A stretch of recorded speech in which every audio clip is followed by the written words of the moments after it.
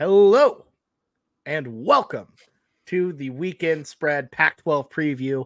I'm your host, Bobby Howard. With me, as always, joining on this one, we've got Ty Lee and Boaton Blake. And folks, not a lot of news in the Pac-12 out there. We've been relatively quiet, obviously. But as usual, I'm kidding. The conference is on fire. Not only are they losing USC and UCLA as we thought, but Colorado is jumping ship, and that might just be the tip of the iceberg. Blake, as we all can see, massive defender of the Shield, been all in on this for a long time. I gotta ask you, how does it feel to watch the Pac-12, who looked down upon the Big 12 for so long, kind of get their comeuppance here? It is probably the most enjoyable feeling, and really just going through the conferences, this is the one I enjoy burning the most. Although I hate the Big Ten and the SEC, I see why they get their money, they get their following, because people actually are showing up to the games for the most part. The Big Ten, maybe a little suspect, but we know the SEC, they bring the heat, they bring the fandom. So at least, at the end of the day, they're a net positive to college football in that sense. But the Pac-12 has for years been a failing league. This is a conference that has had multiple chances to expand. There was an article passed around back, I believe, in 2011, that there was a chance that they could have added OU and Texas. They did not seek to expand and get them. They had a chance whenever OU and Texas jumped to the SEC to completely raid the Big 12 of the remaining assets and basically cement themselves as the third best conference going forward. Still didn't do that. And then even when USC and UCLA left, they just stood pat. They were like, our media deal is coming. We are a smart league. That the one thing you have to know about the Pac-12, they are pompous. They love their academics, and they like to remind you of that. And they believe, because of those academic brands and that regional integrity, they were going to get a deal. But Brett Yormark did the smartest thing ever, jumped them, got the deal done. And Pac-12 is now in the desert. I call this the Infinity War in-game scenario. There is one way in which they can save this conference, and only one, and that is to keep the remaining 9, add at least 1 to 3 more teams, and still make less than the Big 12. That is the only way they're staying together. If Arizona leaves, this conference topples. If Oregon or Washington leave to the Big 12 or the Big 10, which is looking more likely today, this conference is gone. Honestly, what I was surprised is the Big Ten considering Stanford and Cal, 2 of the worst Pac-12 programs. I know the Big Ten kind of likes their academic integrity and their identity, but Stanford is not trending well right now. They're kind of in the Northwestern situation. I thought they were honestly going to go independent. They have 2 ways to get out of this conference. This conference will go under. There's just no way this conference just remains afloat, and it's all their fault. It is everything to deal with George Kliavkoff and Larry Scott before them. They are dumb. They are very, very dumb people for an academic conference that says they have the smartest schools in it. They are very, very dumb to not see that the Big 12 was not going to sit idly by while teams are leaving. They're going to try to fill the void of the third best conference. This conference is done. Their media deal is like basically the Pac-12 network on steroids, but you have a worse floor and you're not going to hit your subscribers. So this conference is might as well dead. Take the victory lap. I'll cede the floor to Ty now. Yeah, Ty, recent West Coast inhabitant, I guess, at least in that time frame. You immediately move, and then all of the schools that you as an Arizona man, Arizona State look to be potentially making the jump. What's going on here? Yeah, it's I don't know if I would say West Coast. I have not seen water since like June, but yeah, I guess I'm not on the western side of the US. I don't know. I think Blake touched on it, but it's nothing more than just inept management. Like you said, they were just so pompous, but they have the product, like the football product. If we're talking about, are they constantly competing for national championships? No, not necessarily, but the product was there. It was entertaining. They had fan bases. they had viewership. Like Pac-12 After Dark, any like big college football fan, they really had a good niche going that really could have been exploited had they had competent leadership at the helm. I mean, I don't understand how they weren't proactively pushing this whole Pac-12 After Dark. They were never going to be able to compete just because of the alumni base size, with the Big Ten, or just the passion within the Big Ten, and then also the SEC.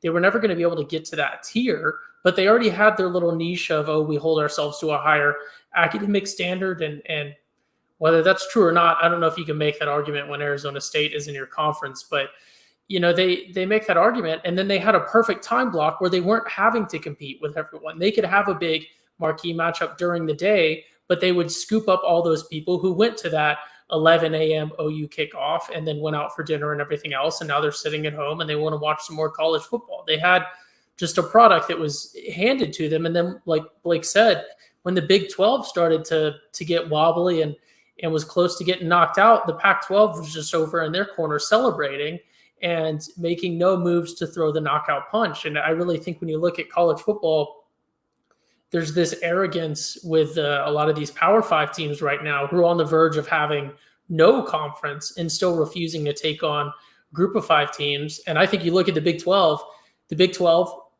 was backed into a corner as well, but they swallowed their pride. They aggressively went after, because they were the only ones doing it, the best Group of 5 teams that were out there to get scooped up into a conference. They scooped them up, and now look what's that is causing. They've scooped up these teams. They've shown, upward momentum, and now they're about to scoop up their choice of Power 5 teams. And the Pac is still just holding on to this, we're too good to add anyone, and they're going to go down with the ship.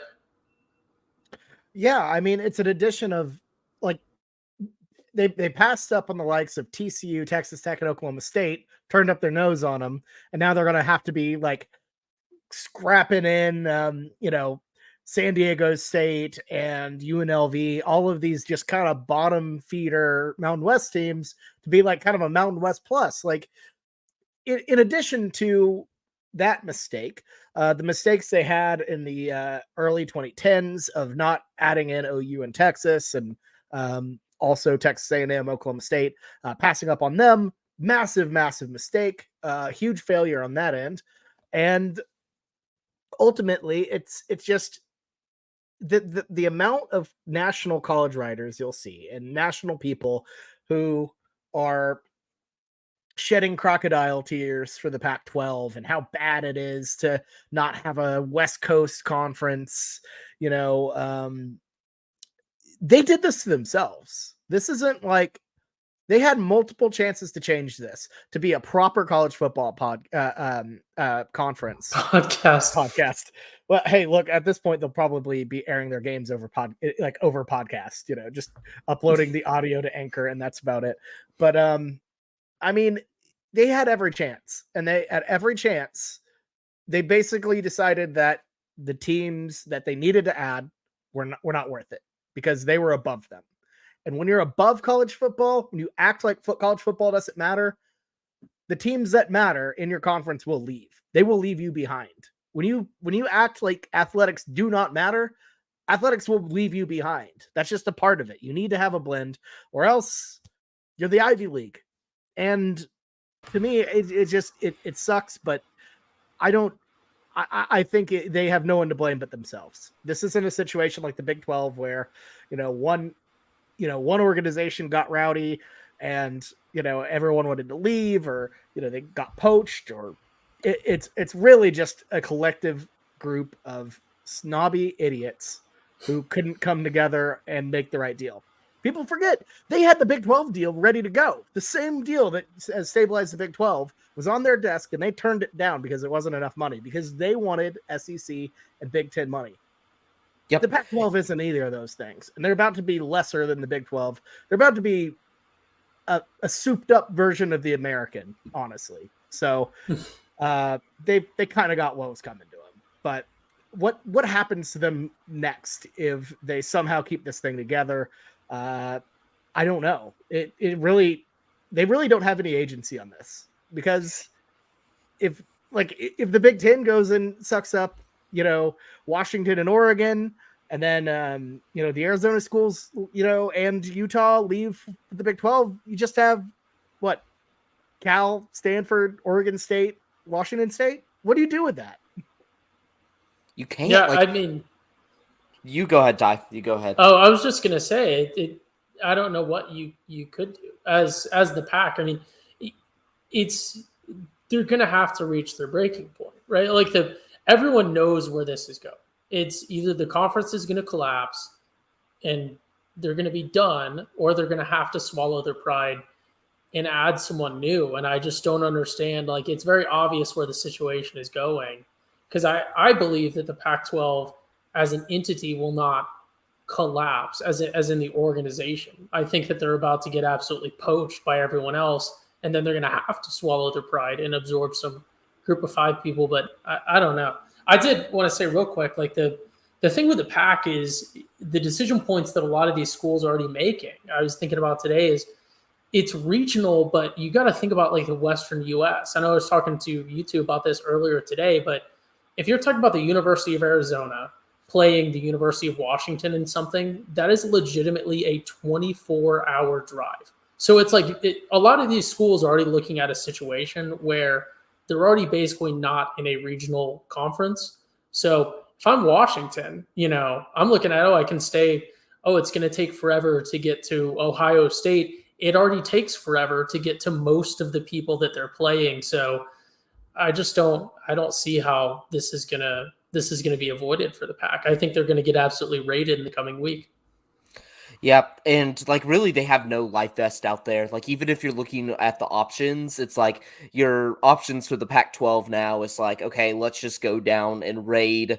Like maybe they swallowed their pride, start taking in some lesser academic schools and just go raid the Mountain West if you want to keep regionality. But like the problem with adding Mountain West teams is they can't join till 2025 without paying $34 million a piece, which is like something like Mountain West schools can't pay, and then Pac-12 schools on top of it, like they're making no money from their media deals, so why would they agree to add these schools and pay off those costs? It's like we saw it with San Diego State. Like the key kicker with all this was, I think the Pac-12 probably saw the writing on the wall a few months ago and tried to add teams, but it was just enough people were thinking like 1 foot in, 1 foot out of this conference. It just denied their ability to expand. And it was like, because they tried to expand so late, I can't believe I'm saying this, you screwed over San Diego City University, like basically told them like, you're kind of our top choice, like get ready, but they couldn't add them. So it now they lost a whole bunch of money trying to do that little maneuver. They're stuck in the Mountain West and they can't leave till 2025 because they have to give a year's notice in order to pay like the $7 million or like the $10 million, however much it is to lead the Mountain West. So really your only option right now is to add SMU. And like, is SMU really gonna buoy this program? No, it's like you're not going to add too many American teams. Like the new American consists of, like, if you're looking at Texas, which is the most western region in that conference, you're looking at UTSA, you're looking at Texas State's and some, but like there's not much there to buoy this. And it's just like it's a little too late. It's like they're not going to get the votes to expand. Boco in the Pac-12. Just Boco in the dying Pac-12. Killing yourselves over academics and then being forced to add Texas State would just be amazing. Well, you know what they say, San Marcos is basically just the Napa Valley of Texas. So no one says that. I'm kidding. Yeah. I don't get how they prided themselves so much on academics. And I know it's like research and the AAU stuff and yada, yada, yada. But like you have Cal and Stanford, yes, and USC and UCLA. But once you get out of the state of California, like Oregon State, Wazoo, Arizona State, Colorado, Utah, like they're just other universities. Like if you're not one of the top 20 universities, you're probably just like another university, and there's nothing wrong with that. Bobby was so correct that when you take your eyes on these decisions are being made solely for your value in football and athletics. And if you don't do that, besides maybe the Big Ten with their kind of weird fetish of AAU and having like the most, like, I guess just add more fodder to that conference. It's just the dumbest thing ever. It's so stupid. I have a quick programming note. So the The largest Pac-12 university, or not the largest, but I think I'm like 99% sure. I might be completely off here. You guys can correct me on this. I'm sure someone's listening. So comparing OU to the University of Oregon, I think they're both pretty similar in student body size. No, Are you OU's a saying the little bit bigger. largest university in the Pac-12? No, the Pac-12 has some massive universities. Anyways, what I Yeah, was going to say is like I don't have time to look up all of them, but like Oregon's acceptance rate is 85%, which is higher than OU's, I will add. And it still doesn't make sense to me. They're not playing academics, as much as they want to argue that they are. And then like you're going to pass up, not to pander to Blake because Blake went to Baylor, so this isn't pandering to him anyways, but to pass up on TCU because you think you're an academic conference, and then again, not to continue to harp on Arizona State, but you have Arizona State in your conference, and you're going to sit here and say that TCU is not academically inclined enough to be added to your conference. Just doesn't make any sense to me whatsoever. Yeah, and I think it goes beyond academics. I think it goes towards culture and how they look at this region of the United States. How people in California and Oregon and really, well, Arizona even, how they look down. I think they look down on Texans. I think they look down on Oklahomans. The way that people in California look at Texas is through Zillow as they find another home to pay 50% above market for. Oh my God. Well, and I think that's kind of the thing is I don't think they see it as a cultural peer. I think they see that culture as a step down more than anything. But whatever, their conference is dying. So I do want to say, Blake, before we move on to actual football conversation, Colorado is going to the Big 12.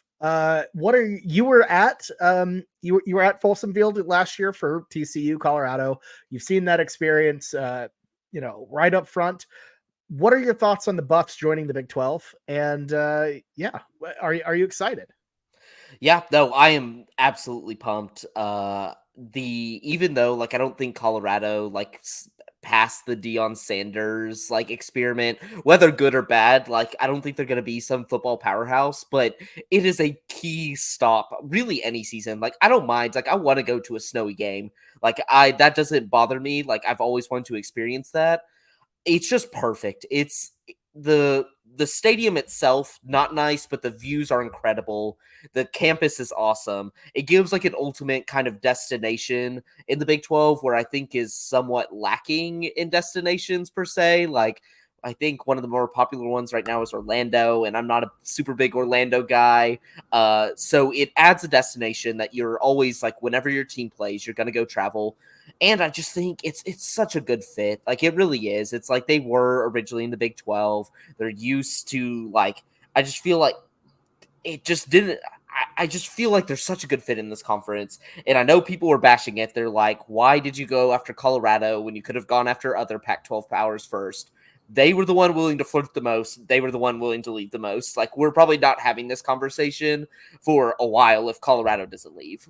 You need to pull one of those teams, and I'm happy it's them because that game was awesome. The atmosphere whenever they, it was a packed crowd last year because it was the first game of the year before they were horrible the entire year. So it's the passion's there. Deion being there makes it even more enticing.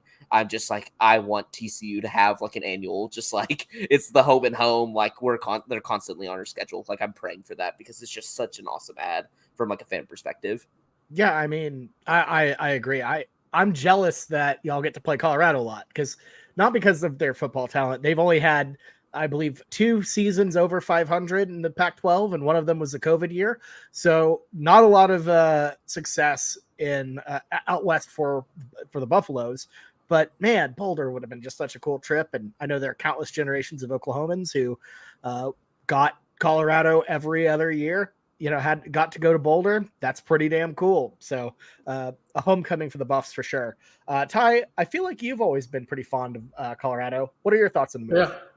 Yeah, I wish they would have been in the Big 12 when we were there. I mean, we kind of had touched on this discussion, but I wish the Big 12 would have been making these moves before we moved, I don't think that the Big 12 would have lost Oklahoma and Texas, but I think at the same time, just wasn't possible with OU and Texas there. And you kind of had to trigger that mania that was triggered, and a lot of things have lined up. I think with Colorado, approached the Big 12 before the Big 12 really even solicited Colorado. I think they're just trying to revamp absolutely everything, and that was a natural move that made sense. I'm honestly kind of surprised they didn't actually go the Big Ten route, but I guess maybe they wouldn't be bringing enough revenue to entice the Big Ten or something. I'm not entirely sure. I know the Big Ten had a big academic thing that they try to claim as well, in spite of also adding Nebraska. But yeah, I think it's a tremendous ad for the Big 12. Like Blake kind of touched on, you're building some really cool destinations to travel to, and I think I made the argument in our text.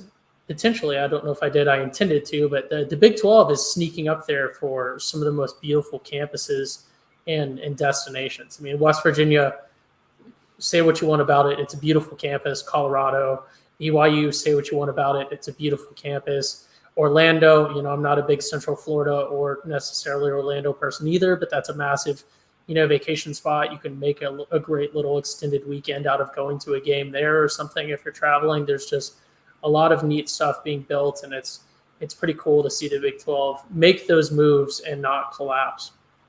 Yeah, and I am really happy that the Big 12 did figure this out and make moves. And even though I have teased Brett Yormark a time or two, some of the things he does are a bit cringy.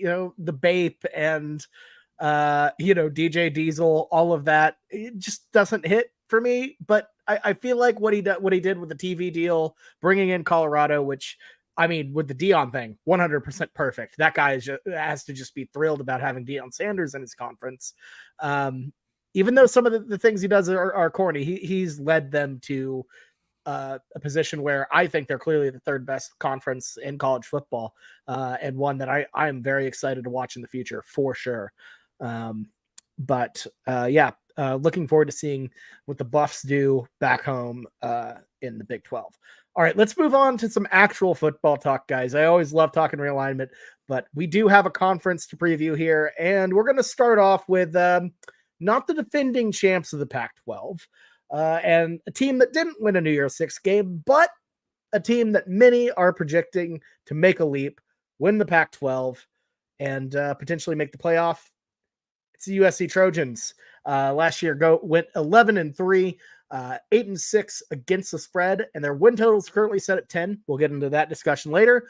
But I think overall, if we're talking about big storylines, first being obviously Pac-12 melting down. Second if we're talking about football storylines, the first one has to be the USC Trojans. Are they going to make the leap into the college football playoff under Lincoln Riley? Caleb Williams back for a second season with the Trojans, second and final, you would have to think. Chasing another Heisman Trophy. It seems teed up for a big year for USC. Obviously, I'm a bit biased about this, and we'll get to that, but I want to hear from Blake, a truly non-biased source here. What do you think of the Trojans this year? Do you think they finally make the college football playoff?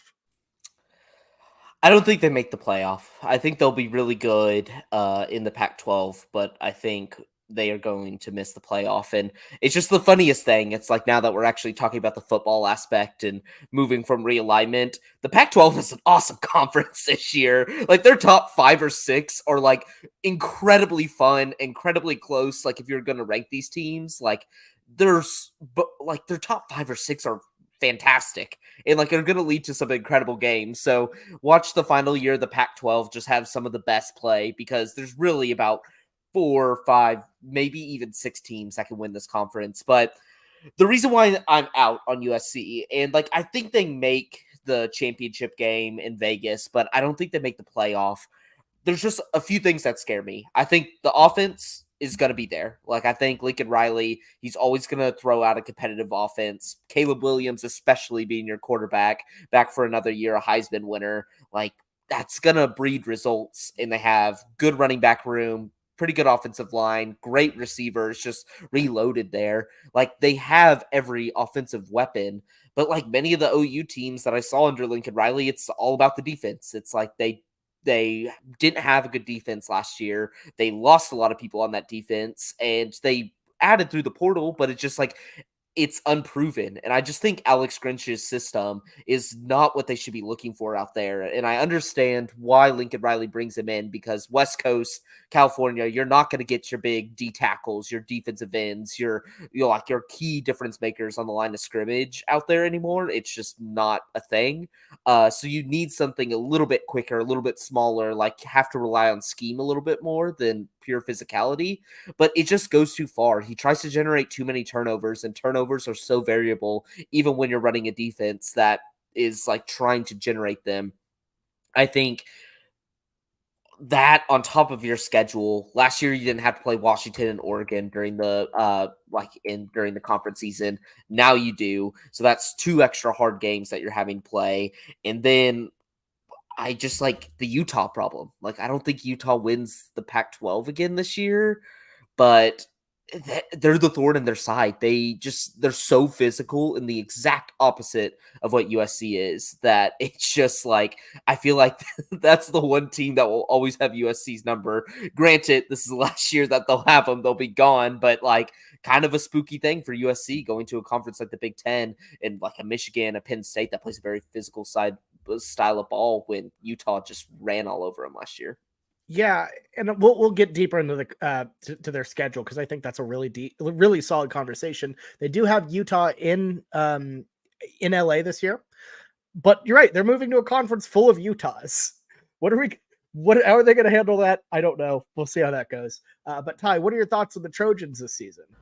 Yeah, Utah is just their Iowa State. I think they're a little better than Iowa State, but like look at Lincoln Riley at OU versus Pete, whatever his name is, Campbell at Iowa State, and I forget his name. But yeah, it's that same, just build a fundamental, larger than average team. They might not have as many stars as you guys, but they're just going to do the basics pretty well and give you a chance to lose to them if you screw up. I think it's a perfect analogy.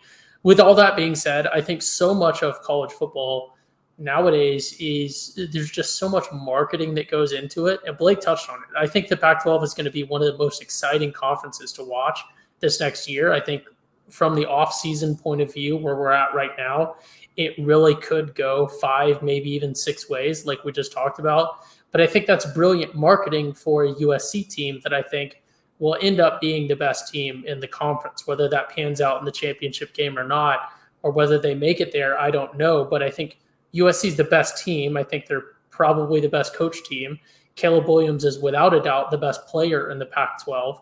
So I think that USC has everything going for them, and I think it helps them that everyone's having these discussions of, it could go either way, because then when the committee or whoever else is looking at you, they're not saying, this was a pushover conference that was crumbling. They're saying this one could have gone either way, and that's bolstered by, massive quarterback battle, Caleb Williams versus Bo Nix. Caleb Williams versus, Michael Penix Jr., like Caleb Williams versus all of these big name quarterbacks that have been in college football for so long that are currently playing in the Pac-12. I think it's just very marketable games, which again, to tie into my last point as I close, or to tie into one of my first points here as I close this little segment, it's just the product is there. This is one of the best products in terms of entertaining games, marketable games in college football this year. It's insane that this was fumbled by the management and not turned into just a massive cash cow. I don't understand how they didn't land a massive, streaming or whatever deal with all of this product that they have. Yeah, and I think a lot of that is losing the LA MSA. That's obviously just enormous and kind of guts you entirely. But to get into USC this season, I think back to last year, and you focus on Utah, which is fair because they beat them twice. But you look at the rest of the schedule, and they had a breeze really outside of Utah. Utah gave them fits. Solid team, went to the Rose Bowl, 4-loss team. Outside of that, who did they play? They went on the road to Oregon State. Very solid team. I like them a lot. Squeaked out a win. you go to UCLA and what's basically that's an OU Texas 50-50, squeak out a win. You beat Notre Dame. So those are probably the three teams outside of Utah that they had to play that were tough. Now look at this year. Because here's the thing. They ducked Oregon last year and they ducked Washington last year. Two incredibly good teams. They got them on the schedule this year. USC schedule takes a massive, massive jump up in quality. And you'll see it on that back end. So let me rattle off a couple games for you here. They have to play at Notre Dame, Utah at home, at Cal is easy. We can ignore that one. Washington at home, at Oregon, at Autzen, and then UCLA. That is going to be a brutal gauntlet that, frankly, I don't think USC can go through unscathed. I think this is a team that does not make the playoff. I don't think they have really the guts to do that. I don't think they have the character or like the makeup to do that. Lincoln Riley teams and Caleb Williams as a whole don't do well on the road. And I think South Bend's going to be tricky. I think Autzen's going to be tricky. And then obviously having the two pretty difficult home games with Utah and Washington, that'll trip you up. So I think the schedule is just, it's a different level. And I think for a team that we saw, skate by and win games close so many times, I just don't see them, going as unscathed as they did last year, with a way different schedule, a much more difficult schedule. So yeah, I have USC probably. Let's see, they're over unders 10. I'd shade under, honestly, on this one. Just being frank. Yeah, I'm kind of with you. Like, if you're going 10, I think with this schedule, especially that back half, 9-3 is more likely than 11-1.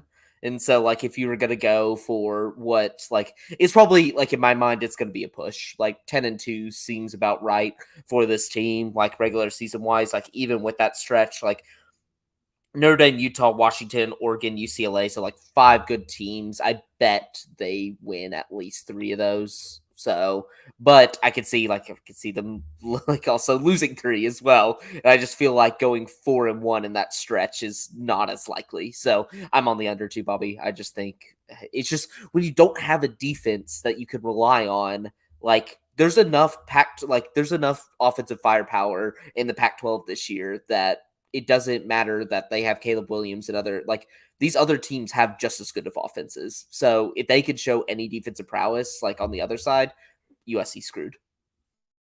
Ty, final thoughts on the Trojans? Yeah, I like the over, but maybe I haven't dug into it as much as y'all. But I just think I don't know. I mean, ultimately, it still reads to me as the 2021 OU team and Lincoln Riley at USC and at OU. For all of his faults, was statistically really, really good at clinching those close games that come down to the wire. So I like USC. So I think they're going to bring an improved team from last year. And I think, there's some preseason chatter that some of these other teams that we're about to dive into are going to bring much improved teams from last year. But I don't know. I still like the Trojans over 10 wins. Yeah, I think that's fair. I think 10 is a solid number for them.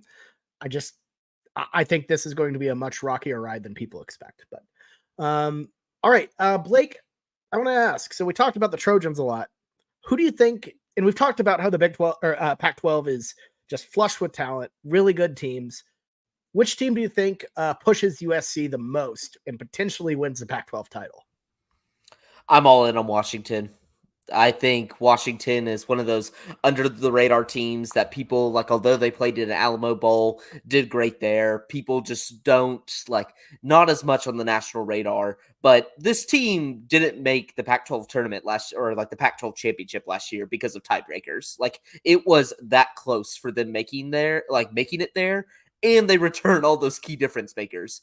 When I look at USC, I think of elite offense, bad defense. Washington last year had that similar makeup, but I think their potential on defense is higher. They have Michael Penix Jr., our man, the Penix man. coming back for his final season. And if this guy can stay healthy, he looked elite. Like this Washington team, like usually known for anemic offenses, they were slinging the ball. Like they were explosive, fun to watch.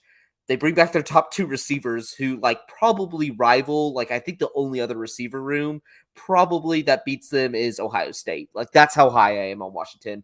Bring in some good rushers, have a good O-line, and Washington's defense traditionally is really good. They slumped last year, but if that could take a step up, it's like I just seen this team as USC upgraded, where my competitors are Utah and Oregon that are coming up below them. Not as high on Oregon. I think like Bo Nix, great quarterback, but he's just not as elite as an offense and still a bad defense. And then when it comes to Utah, it's like Utah is going to give what Utah is, but I'm a little concerned about Cam Rising coming back so quickly on the ACL tear, especially since he's like a very mobile quarterback and like kind of his physicality and power run game is like what differentiates Utah. Like they have some depth there, but I just feel on the high end ceiling wise, I'm like loving Washington this year. Like I just think that offense is fantastic, and if they could just get the defense together just a little bit, like we're talking Pac-12 champion, and if they can hold it together through their schedule, maybe college football playoff. Wow, a lot of praise for Washington. Ty, I know in our kind of pre-show chat that you're maybe not as high on Michael Penix Jr. as Blake is. Who do you like outside of USC to challenge for the Pac-12 title? So I'm also high at Washington. Was my number 2. Returning really big receivers, returning a lot of coaching staff that's key in building something. I'm not low on Michael Penix. I just don't think anyone should use his name and Heisman contender in the same sentence. I don't think that's realistic whatsoever. Even if I don't know, man. I don't know. Okay. Yeah, coming off of years of saying that Anthony Richardson should win the Heisman, Blake is going to jump on the Penix train now. So let's just keep this in context. I'm sure he'll throw Bo Nix in there as well. So, but I like Washington. The only thing that scares me about Washington, and to dive into sort of obviously our favorite segment, just breaking down their schedule, I think that even if they are good, that 9.5 win total for them to win 10 games, I'm not so sure. They've got a pretty neat schedule. I mean, they play Boise. They open up with Boise. They play Tulsa. But then they go to Michigan State. Michigan State, probably not as good of a team as Washington this year, but you're talking about week 3 of the season, having to fly all the way out there to a Big Ten opponent. That's pretty significant. But I just don't see where they're going to like easily have 10 wins. They go to Cal, that's a win. Arizona, that's probably going to win. But then Oregon, possibly, but that's a big rivalry. Who knows? Arizona State, that'll be a win. Stanford, that'll be a win. But then they just roll into sort of a gauntlet of USC and then Utah right after each other. And then they got to play the Spooky Beavs in late November. And then they got to play Washington State, obviously, probably not going to be super significant. I think they have great championship potential. I think they do have dark horse playoff potential because they're there. And if they can run through, if they go undefeated through this schedule, not exactly the most impressive schedule in college football, but I think that's pretty deserving of a very serious discussion about, if they go undefeated through the schedule and win the Pac-12, I think they should be in the playoff. I think any team in this Pac-12, Washington or USC, if they can rip through undefeated and win their conference, then yeah, they should be in until proven that they shouldn't be. But yeah, I don't know. This Washington team, I could be all in after week 3 and completely eating my words. I'm just a little apprehensive because we just haven't seen it from them before. We've seen little sparks, but it's very hard for me to get that complete buy-in to something when you're making that argument, returning people, which is great. They're building, they're growing, but that also means, hey, I saw these same people last year, and a lot of the Pac-12 is returning a lot of people this year. It's a very top-heavy conference right now, especially for the top teams. And I just feel like I know where this Washington team slates in with everyone else, and I don't know if it's worthy of the hype that it's getting. Could be completely wrong. I'm hoping that I am wrong. And I get that. In Washington, like that is a weird team, man. Like they were weird last year. I remember making our graphics for the YouTube video and typing in 11-2, and I'm like, what? Washington won 11 games, and looking back at their schedule, falling to UCLA on the road, and then Arizona State of all teams, and then ripping off like just an incredible run. What happened? Like that is it just truly wild. I like them. I do like them a lot. I think their schedule is way trickier than it was last year. I felt like they actually got a pretty soft one. Home games when they needed them. Obviously, Autzen was tough, but this year, man, at USC, at Oregon State, and we talk about the spooky beeves a lot, but and I'll get to them because I kind of like, if we're talking about dark horses. Oh God, no, Bobby! I'm a Spooky Beeves originator, but go ahead. Hey, I'm just saying, maybe DJU needed a different spot. Maybe he just needed to go to Corvallis. Washington, I think, is fun. I just don't think they do it this year. I don't know. I think the schedule is just a little bit too tricky. Let's dive a little bit deeper into, but I will say before we dive deeper into Oregon, any team that runs the table in the Pac-12 deserves it. The problem is nobody does, because they always cannibalize each other. It happens every single year. And I think this year is going to be the same case. I don't see anyone making the and I think even 11-1, like I'm perfectly fine saying that. I'd agree, depending on the situation. I want to dive a little bit deeper into Oregon, because I think it's like Washington, like 1A, Oregon 1B in terms of who is kind of who is up there in the Pac-12. The Ducks bring back Bo Nix. They have an interesting non-conference schedule going to Lubbock, which is wild. I don't know why they scheduled that. And then you get just pelted with road games pretty much, at Washington, at Utah. You host USC, but it's still USC. And then you get the the rivalry formerly known as the Civil War against Oregon State. Blake, how are you feeling about Oregon this year? They're kind of like, that's the problem. I probably feel like if you take the four big teams, so your USC, Utah, Washington, Oregon, I probably feel the worst about them. And that's like really weird to say, because I think this Oregon team is still really good. It's like Bo Nix is the perfect example of like just needed a change in scenery, like probably a little less talent, or a lot less talent on the defensive end when it comes to the Pac-12 versus the SEC, but it kind of like leans into his traits, because Bo Nix was always the guy looking for the explosive play, whether you like it or not, shucking it downfield, trying to do something. And that's what he brought to Oregon last year. It's like you finally saw an explosive Oregon offense for the first time, and it feels like forever. And it's because Bo Nix was just a gunslinger. And whenever he went out, you saw that difference in the offense. It was like Bo Nix is kind of what is running this. And so I can't be a Bo Nix hater anymore. But the things that scare me, so offensive line was a big one. They had one of the best offensive lines last year. A lot of loss of production on that side of the ball. Offensive line to me is just like such an important position, one that you like, if you're strong on both lines, offense, defense, you're going to do great.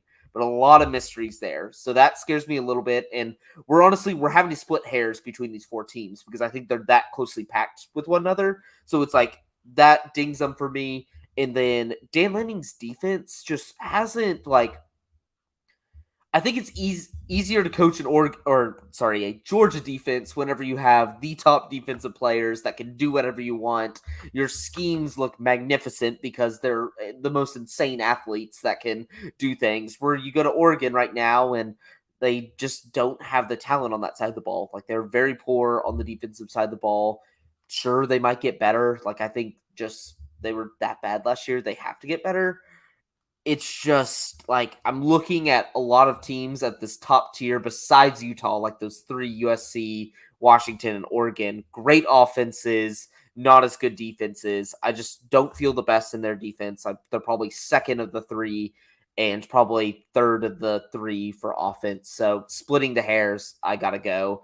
I just don't feel as good about them this year. But that doesn't mean they're not a great team, because I think they're a really good team. Fair enough. Ty, your thoughts on your Duckies?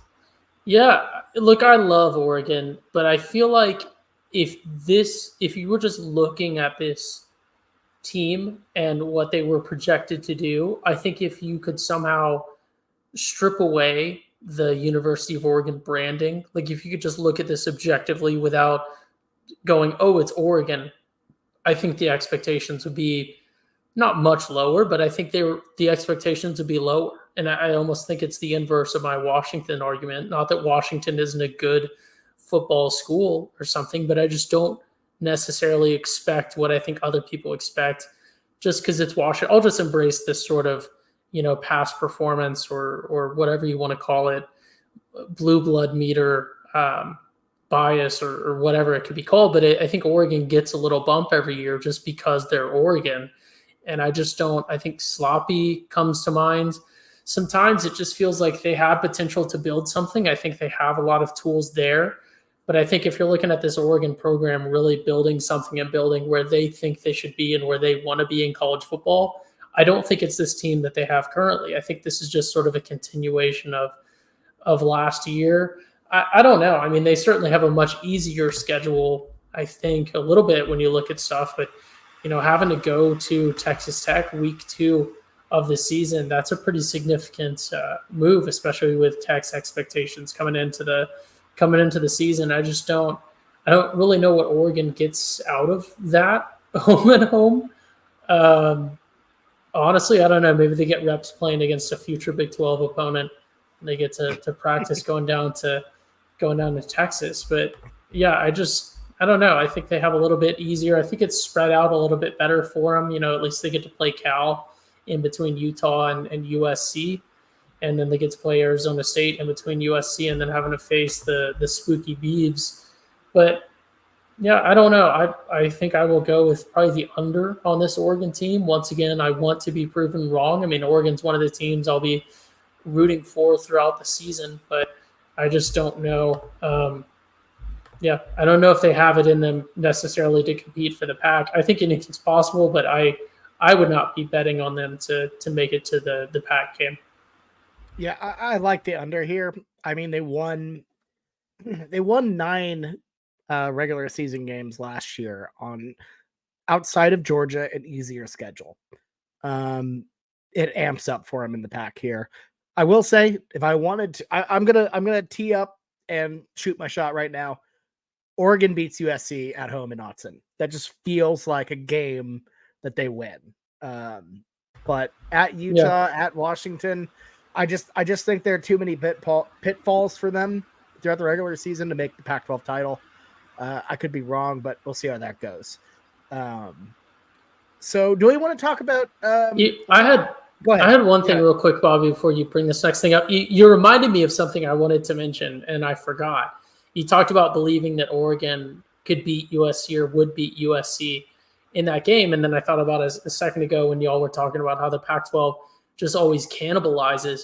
The Pac-12 issue is that they always, but a lot of conferences will have this sort of, top heavy, the top teams are sort of knocking each other. I mean, how many times have we had the SEC discussion of if this team loses to this team, but then makes it to the championship? And then, how many times has that actually played out in the SEC, where a team, they lose to someone in the regular season, then they beat them in the championship, and then they're both in the playoffs or whatever. The Pac issue is they have the same cannibalization that the SEC has, that the Big 12 has, that the Big 10 has. But for some reason, and I don't even think it's top to bottom competitiveness, but for some reason in the Pac, all of the teams are also getting cannibalized by just garbage teams. Like Stanford will go have like 2 ridiculous upsets against 2 different people. Like the Pac is the only conference where it's simultaneously so imbalanced sometimes. Like the spread between Stanford and USC is insane, but at the same time, there's going to be some sort of crazy scenario where Stanford has beaten 2 teams that both beat USC or something like that. And then USC lost to Cal or something absurd. And then the Pac never makes it, even though like people will be like, oh, well, Bama has a loss to Georgia and a loss to LSU, but they've blown everyone else out. But then the same USC will have a loss to someone good and then a loss to just someone inexplicable. And it's like top to bottom in the pack. For some reason, they always cannibalize, even with the garbage teams. Does not make sense, but I just had to give that little spill. Because if you go look at all the past results, it almost always plays out that way. It's crazy. Well, it's always like Oregon goes to Arizona or Arizona State and loses. Yep. They're on a march to a national title, but then they have to go to Arizona and immediately die. It happens every time. It's like, and then I feel like Stanford's US, like the thorn in USC side, like Yep. granted Stanford used to be better, but it's just like, it's so funny. You don't see many offers in this conference. Like even when teams are really bad, somehow they like will rally. I guess, I don't know if it's a mindset thing, but they'll rally one weekend and like put the game of a lifetime. That's why it's probably always worth to have season tickets in the Pac-12, because your sucky team, if you're one of the sucky ones, is probably going to upset somebody major every single year. That like, but the thing is, it's like they upset them, but then nobody talks about them. It's just like kind of like at the bottom of the ESPN headline the next day. It's like, oh, by the way, like this happened at 12, like midnight last night. Arizona beat Oregon, and like you just hear about it again, and you just like, you're so used to it that you're not like, what? How could Oregon on this path? You're just like, it kind of makes sense, and you just like move on. It's just expected. It's expected. It's like, there it is. That's when it happens. It's always just the dumbest team. No one expects it. You're like, oh, well, okay, I guess the Pac-12's eliminated in October. That's just how this conference works. And you know what? I will miss it. I will miss it a little bit for oh my god, just the crazy weird crap that happens.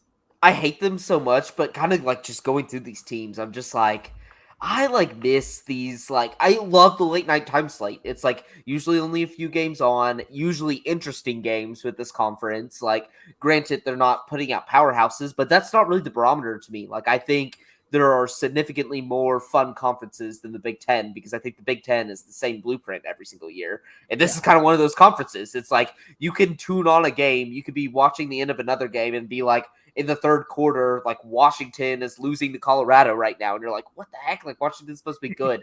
I'm gonna miss that. Like it's gonna be something. It's like, in a way, I'm like glad to poach them because of how arrogant and pricky their fans are. And I know we're about to talk to a fan base which surprisingly has the biggest pricks in the Pac-12. Something I did not think about going through this whole realignment process and they're not from the state of California.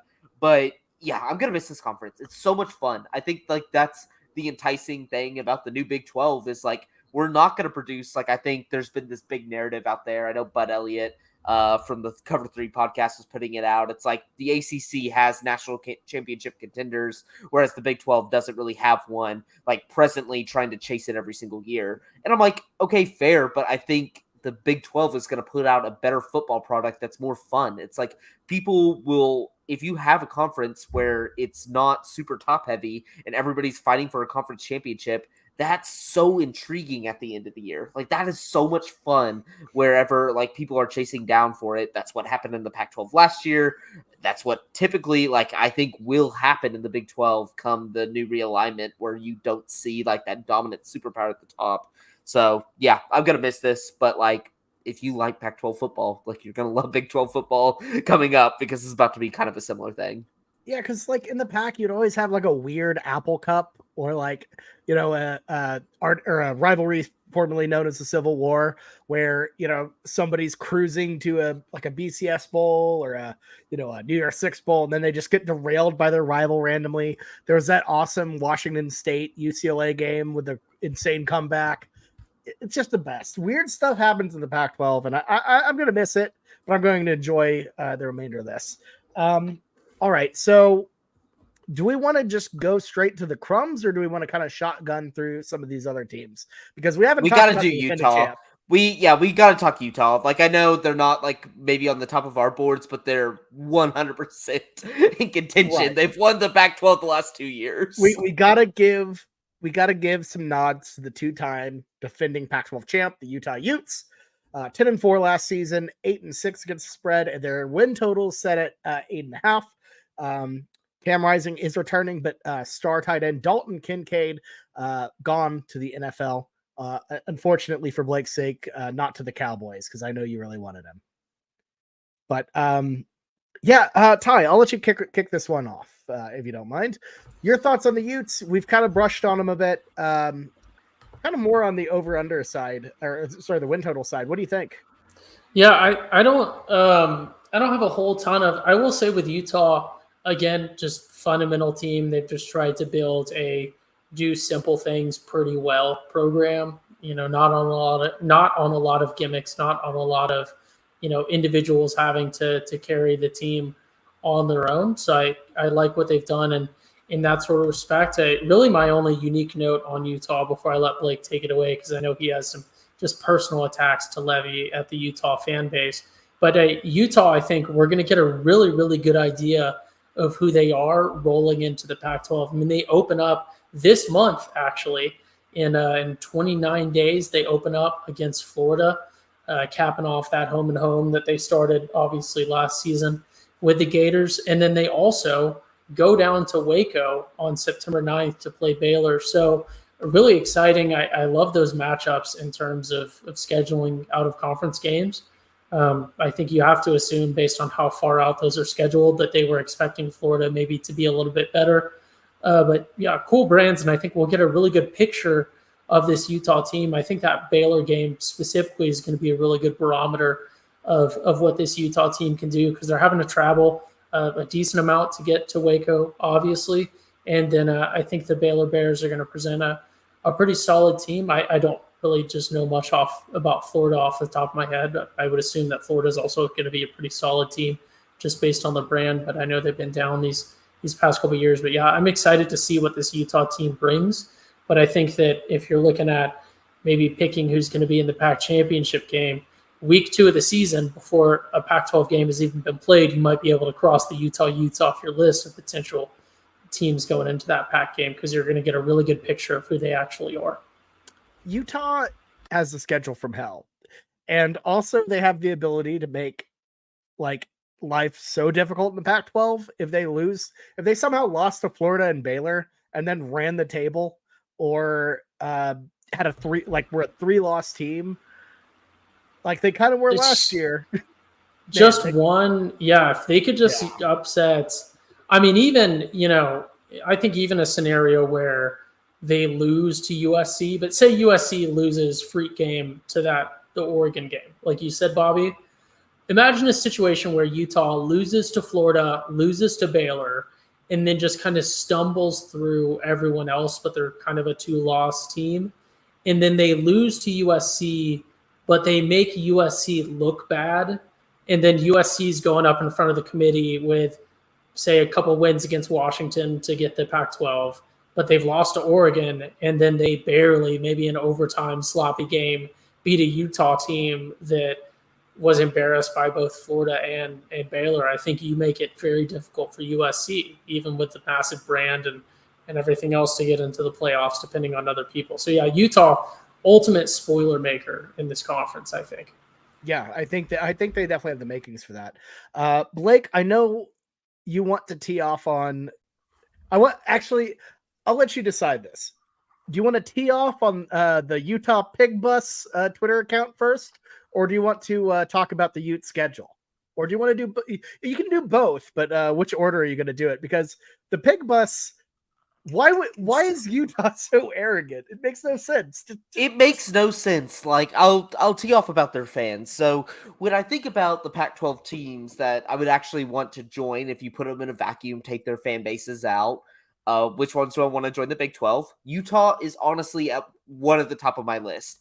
I think it's in a cool location like Salt Lake City. I like how Whittingham as a coach. I think he reminds me a lot of Gary Patterson when you think of he's going to get consistent results out of a team every single year, regardless if they have people getting drafted, leaving, yada, yada, yada. He gets good offensive line play, good defensive line play every single year, a super physical team.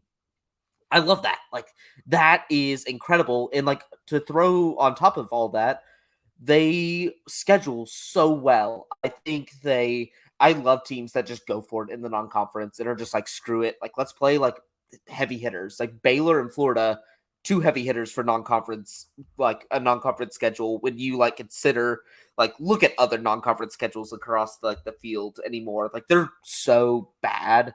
And like that's what I hope eventually gets addressed in the future, where it like feels like there's 3 games on the schedule where they're just like breezes and it's really nobody challenging one another. But I love all that about Utah. And then you meet their fans, and their fans are horrible. They are kind of like the originators of the truck stop conference. You would think that would be somebody from a Stanford, a Berkeley, maybe a Seattle, maybe even in Arizona, like out of the desert and doing something like that, the nicer desert. It's Utah. It's Utah, the one that's pandering it, and they need it the most right now. They need the Big 12 more than anybody else because they're kind of the top program that is not the like number one choice for the Big 12 or the Big 10 to get. It's like the Big 10's looking for Oregon, they're looking for Washington if they're going to add 2 right now. The Big 12 is going to look for Arizona, and then if they have to package with Arizona State to get them, like Brett Yormark has made it very clear he wants a basketball conference. Like that is one of his like big things, and it's like Utah is about to get left in the dust, and they're just fine with that. I don't get it. I don't get their fan base. But I think this team, like their fan base, the pig bus. If you want to see some old tweets exposed, just look up.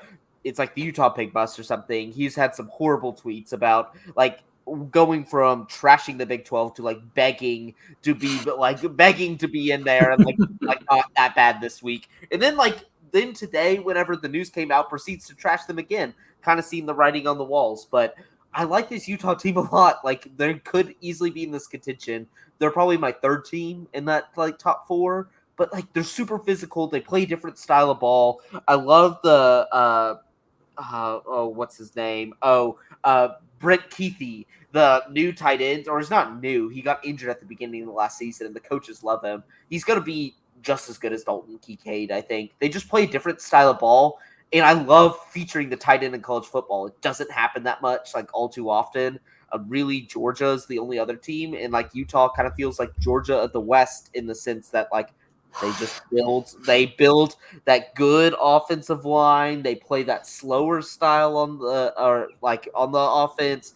Great defense each year. The problem is they come out slow. So they always schedule well at the beginning of the year, but they come out slow. And that's how we saw a loss to Florida last year, Florida Baylor. I think one of them kind of takes them down. And that's why you get they're always at 9-3.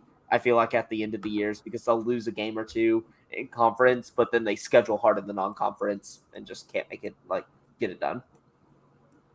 Yeah, I obviously last year was kind of their year to do it, and they blew it. And I don't think they'll be at that status. I love the under this year with Utah. I just think they have their schedule is too difficult. It's a bloodbath, man. At USC, at Washington, at Baylor, at Oregon State, and then Florida. I'm kind of out on the Utes in terms of an over. But no, I think I agree with Utah. I think they definitely kind of are a bit of a spoiler maker, to say the least. But yeah, so I'm trying to think here because we're kind of getting into the crumbs. And Ty, I want to ask you, of the remaining teams in the Pac-12, who do you like in terms of? Are there any overs you like that we have not talked about yet? Yeah, so if we can pull up the whole list, when I look at it, overs I think are hard. I don't know. I've been back and forth as we go through.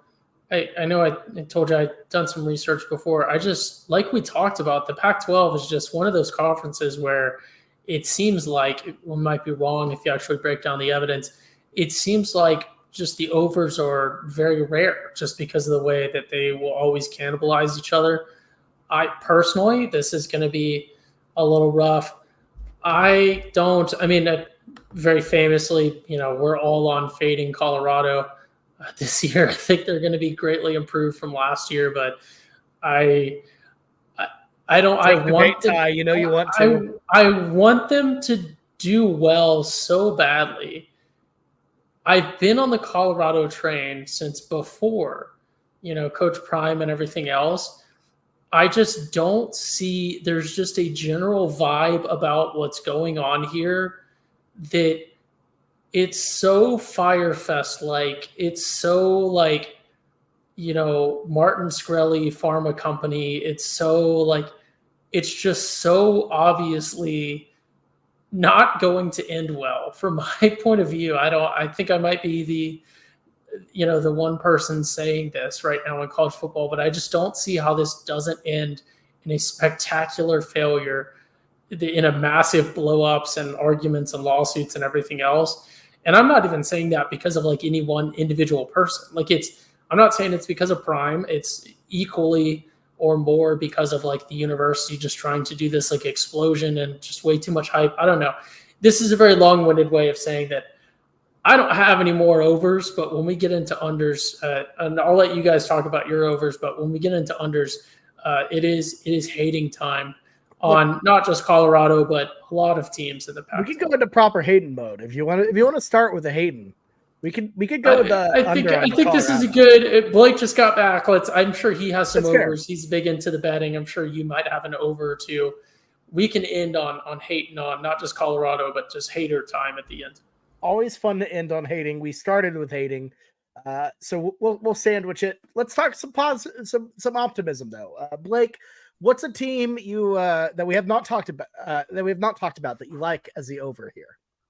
I'm really big, so UCLA over 8.5. Like, I might even sprinkle a little bit for them to win the Pac-12. Like, I think I could maybe have a good hedge opportunity just because, like, I think Chip Kelly is slowly building this team up. And DTR ended up being a really good quarterback for them, better passer, like towards the end of his career, incredible runner. But UCLA is loaded at quarterback. They had Ethan Garbers, who I thought was going to be a good quarterback that was going to take over from DTR. But then they added Dante Moore, who is one of the top 5 recruits last year. So that's kind of like, I bet he doesn't start this year, but a great break glass in case of emergency type of guy at the end. And then you bring in a guy like Colin Schlee from the MAC conference. Maybe he's a dual threat. I love their quarterback depth. Obviously they don't probably have a starter right now, but like they're the ultimate example of like, just because they don't have a quarterback now, they have some extreme depth in like some really good options. I think the running game's still going to be good. Like, I know you're going to miss Zach Charbonnet there, but they reloaded on running backs. I think they reloaded on receivers well with the Jake Bobo going away. The defense, I think, is only going to be rising a little bit more. Like they have the Pac-12 bug where their defense just isn't great, but it's just like if they could hit on the quarterback position, somebody just slightly more elite than DTR and just like steadily improve what they have the last few seasons. Like they lose the random games. That's the problem. They lose like to the Arizona or somebody, but like their other 2 losses last year was USC, which was a close game, and then Oregon. Like, they have the potential to, like, maybe break into that top Pac-12 echelon. I see where you're getting at, but here's my thing. I have UCLA as an under. Here's my thing. I have 3 games where they lose. At Utah, I think they lose that. I think they lose at Oregon State. I think they lose at USC. And then in the non-conference, I think they lose at San Diego State. They go into Bobby, that's a bad take. You have obviously not looked at any like sort of Mountain West research like possible. Like at best this year, San Diego City University is a mid-table, a mid-level like Mountain West team. Like they're bad this year, Bobby. They're bad. Do you want to bet up Malort on it? Yes. Yep. Oh, okay, absolutely. Cool. We'll do it. I think San Diego State.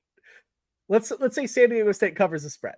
Yeah, I'm fine with that. I think San Diego State's going to be absolute garbage this year. SDSU covers the spread. They defend Snapdragon Stadium. I think they win and beat UCLA. UCLA always has one dumb, boneheaded loss. I could just see them rolling in there and losing. I don't know why. I'll do a 10 times multiplier with a loss. Like, that's how confident I am in this. Okay. Like, this is... We can put the 10 times multiplier on it. Like, 1 for covering the spread, but 10 for a loss, and I'm fine with that. I feel this bet in my plums. I feel great about this. San Diego this- State. 10. Okay, I will say I don't want to back Blake out of this, but Bobby has to have some sort of punishment for this. Can't be Bobby's zero risk. No. My punishment Blake is having on- Malort. Yeah, Malort. Okay, so you're also on the Yeah, Malort. he's Okay, on I thought this was the win. Loser I thought drinks this the was Malort. Bobby's zero risk. If anything happens negative for Blake, he has to Malort.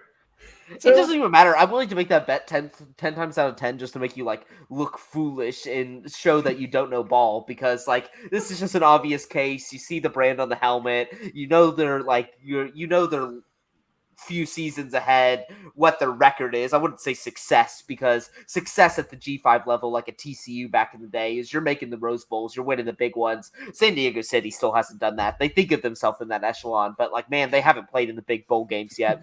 So I feel so confident about this one. Sure. This one's get easy. Yep, Bobby. I know you. There's another bet involving San Diego State you felt confident in the past, so we'll see how it goes. I have a weird feeling, man. Are we rolling into unders? So I just had to bring that up while we were talking about it, because I just had to. Let me talk about an over I love, though. I'm gonna do it, Blake, and I know you're mad. I know you're a big spooky Beaver guy, but looking at this freaking schedule, I love Oregon State over 8.5. I know they've lost like some returning starters, but you bring in DJU, who I actually think isn't that bad.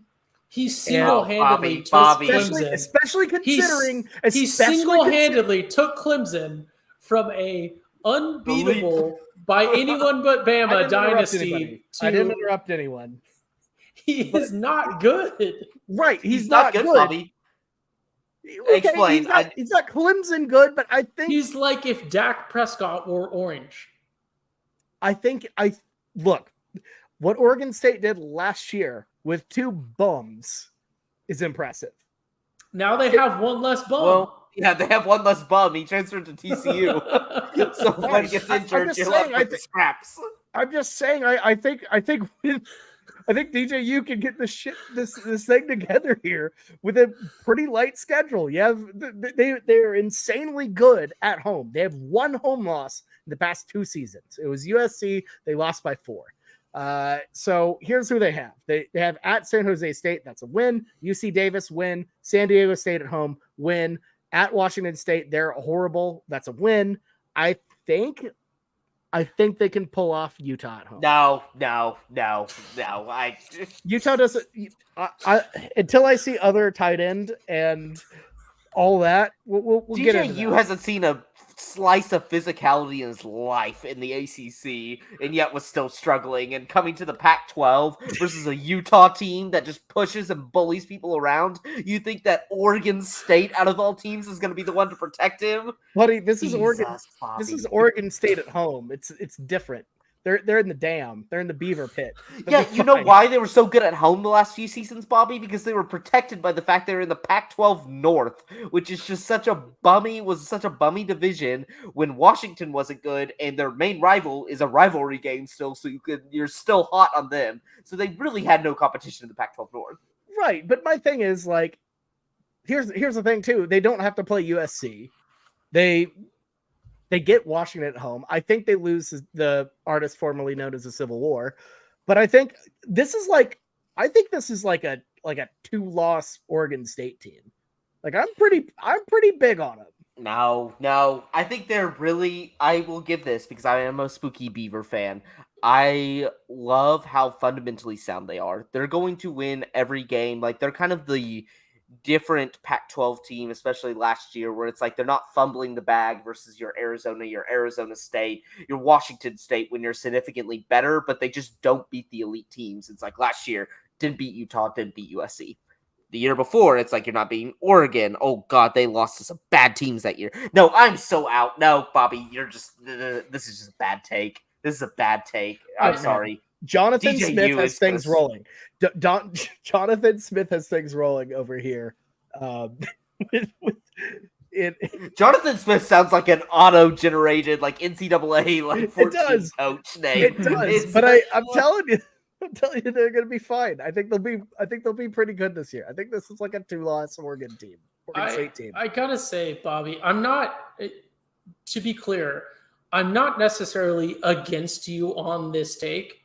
I don't have a feeling towards or against this take, but the evidence that you presented to support your take has me thinking that this is a terrible take. When you said that they're going to be great because DJU, you kind of lost me. DJU is better than Ben Gulbranson and Chase Nolan. Are we sure? Are we sure? Like, yes! I'm getting.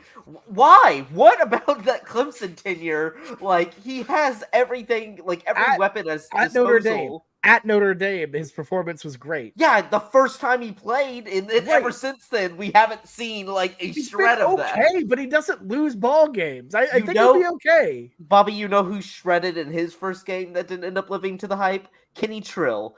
He is Kenny Trill. He came out, fired off that first game, and then just becomes a below-average quarterback that like flashes like hopes of like glimmer of hope at times, but then ultimately just destroys you. Well, I'll say this too. How many players in the Pac-12 have appeared in Fansville? 0. DJU showed up in Fansville one of the seasons, I'm pretty sure. Jeez, that quarterback class is so bad. So bad. Like Spencer, Spencer. I just have a weird feeling that this Oregon State team might be pretty good. I'm just saying. Okay, I have a real quick sneaky over before we roll into the unders. This one, I think I do have, right? It's a homer take. Spoiler, it's Arizona State, right? But hear me out. This is not a vote of confidence for this Arizona State team. What you do need to know is that the over-under is 5, and Arizona State plays 8 home games. That doesn't mean that they're all easy, right? But when they go away, they have to play Utah. They have to play UCLA. They have to play Washington. But one of their away games is Cal. And I look at their schedule. Southern Utah, I think they win that one, hopefully. Hear me out, right? This Arizona State team could legitimately not win a game next year. But I think they beat Southern Utah. Then they got to play Oklahoma State. I think they lose that one. But I think ultimately, like, we're playing, can they win 6 games? I think losing to Oklahoma State week 2 helps them because, hey, you play a tough opponent right then, get it out of your system. Fresno State, I'll say they win against Fresno State in Tempe. They play USC. They're going to lose to USC. They beat Cal. They're going to beat Colorado. Everyone's going to beat Colorado. Colorado's going to beat TCU to open the season, and then they're going to lose to everyone else. It is determined. They're going to lose to Washington. Washington State, bad, and they have to travel like 20 hours to get to Tempe. I like Arizona State in that one. Utah, UCLA, I think they probably lose both of those, but you never know, right? That's right for UCLA to come off a hot win and then lose at home against a terrible Arizona State team. Oregon has to come to Arizona State. I think they probably lose that one, but again, Pac-12 cannibalization. And then I think they probably beat Arizona. I think realistically, Arizona State can get 6 wins out of this, especially staying in Tempe most of the season. So I'm going to give a sneaky recommendation to maybe give that Arizona State over another look over if you're someone that's looking to put some gambling down. I like Kenny Dillingham, the new head coach there. The exodus kind of worries me, but overall, I could see them hitting 6 looking at that schedule. I really could. Like, yeah, I'm distracted. This is totally off topic. We are going so far off the rails. Bobby, did you post a TikTok of TCU's record and say we lost to Houston? I think you lose to Houston on the road. You dummy! You fool! You do not know ball. Like, you say things like UCLA is going to lose to SDCU, and then you come on and say that TCU is going to lose to Houston. Like, not to spoil our Big 12 preview, Houston might be Houston's gonna be bad. Last team. They're going to be bad. You, Bobby, where's that ball knowledge? You have no ball knowledge. Here's the thing. No, what? Here's one thing. They're more likely to get their coach fired than TCU lose. First Big 12 game, I think they find a way to get it done. Oh my God, no! I'm telling you. Put another shot of Malort on that one. No, we're not going to do that one. Oh, yeah. Oh, I'm going to make these bold Every takes. team You loses have to dumb get games, back Blake. behind them. Every team loses dumb games. The amount of times I saw Patterson's TCU team lose to We aren't freaking Patterson's SMU. TCU. I know. You have 1 year with a bunch of like 24-year-old players. So we'll see how it all shakes out. We literally had no 24-year-old players. We did not have that many super seniors, if at all. Okay, well, Max Duggan could have come back for another year. We'll see how it shakes out. I'm just saying, like Quentin Johnson could have come back for another year. What the we'll Bobby get to doesn't this know in week ball 3. anymore, Bob. We'll get to this in week 3. I just have a feeling, dumb game, dumb situation, but college football doesn't make sense all the time. I kind of think think Houston wins that one. Okay, we shall see. Are the people all upset about this? I got a text about it, and I did not. I could not believe. I obviously can't listen to it right now, but I cannot believe what Tedesco Stadium gets a little wild. So we'll see how it goes. They got them turkey legs. We'll get into this another time. But let's go with some unders. We're running at 120, mainly because we had basically a 20-minute podcast on top of this about realignment. Blake, you like any unders? Yeah, I love one. I'm not. I think this one's easy. It's heavily juiced on the under at 3, but I'm still taking it. Stanford under 3. I think this team is atrocious, and you're going to see what happens to these academically geared schools that will not allow transfers in and basically have no NIL funds. What's going to happen to them in this new era? David Shaw is gone. David Shaw was a great coach, and then I think he got dealt a bad hand at the end there where once you have to start paying players, once your good ones can transfer away to other schools, they're done. I see two wins on the schedule. I see Hawaii and Sacramento State, and I think they're legitimately the worst Power 5 school in all the entire Power 5. And sure, if they have one of those weird, wacky Pac-12 games that we're talking about where they upset somebody that they have no business to, I'm still pushing. But there is no way this team wins 4 games. There is no team. There is no way the Stanford team. They're so bad. They basically have to rely on recruiting, developing, and keeping. They're not recruiting well, and they're not keeping anybody well. So they're just basically developing good players for a year that end up transferring. I'm so out on them. I don't know why the Big Ten would ever want them. I would honestly take Utah or somebody. At the end of the day, I think eyeballs on good teams is going to win over. Nobody's eyeballs are on the Stanford team. Absolutely nobody. No, I don't care about the academic prowess or anything like that. I firmly think Stanford. I think that's a good one. I think Stanford is pretty bad. Pretty bad. Ty, yeah. Speaking of Stanford's academic prowess, it must be mentioned that just this week, their president was forced to step down because he was very academically credentialed until, again, this week it was discovered that pretty much everything he had ever submitted to peer-reviewed journals were just made up. So sometimes you can look really good academically when you just make it up. But I guess nowadays they have a way to check that, which this old gentleman did not foresee, I guess, the internet being a thing. With all that being said, I think I have a lot of unders. Give me the Arizona under. Give me the Cal 4.5 against who? I'm not even going to pull up their schedule. Who is Cal going to? Cal's going to get 6 wins or 5 wins, I guess is how that works. I went to Oklahoma, so they wouldn't let me into the Pac-12. Colorado, again, like I talked about, slam that under. Colorado 3 wins just does not. I cannot wrap my head around it. Maybe as a push, I could see Colorado having a really, really good season with a push.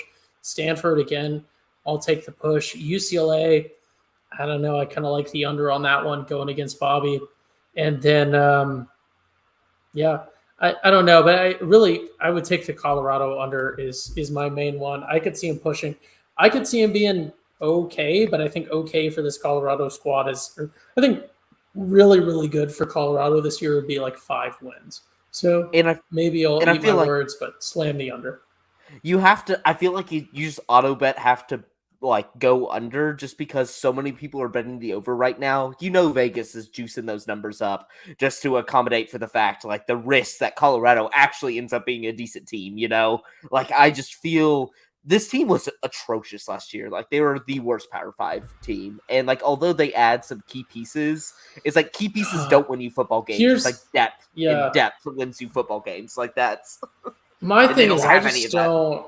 I'm a big like team. Maybe Coach Prime is building a team, but I just see him building a lot of like individual personalities, and then I just turn back to the fact that he's transferred in, people from Jackson State, and then I look at his like postseason record there, and I just don't see how that's going to translate to taking over a terrible Power 5 team and then having a Power 5 schedule, even in the Pac. I just don't.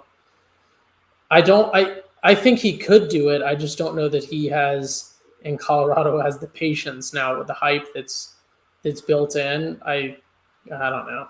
They have no, like, Shedeur Sanders, if he ever gets injured, they're screwed. He literally came to Colorado saying, my son is the starting quarterback. And so every other quarterback that was in that room that has, like, any brain transferred to another school, even if you're a backup at the other school, you have a chance of playing. Like, there was no quarterback competition there. Like, if Shedeur Sanders goes down, like, this team is not winning. I don't even know about him, to be honest. I saw some of those Jackson State games, and it sure seems like it's not even a lot of nepotism. It was like a pay driver in F1 situation sometimes.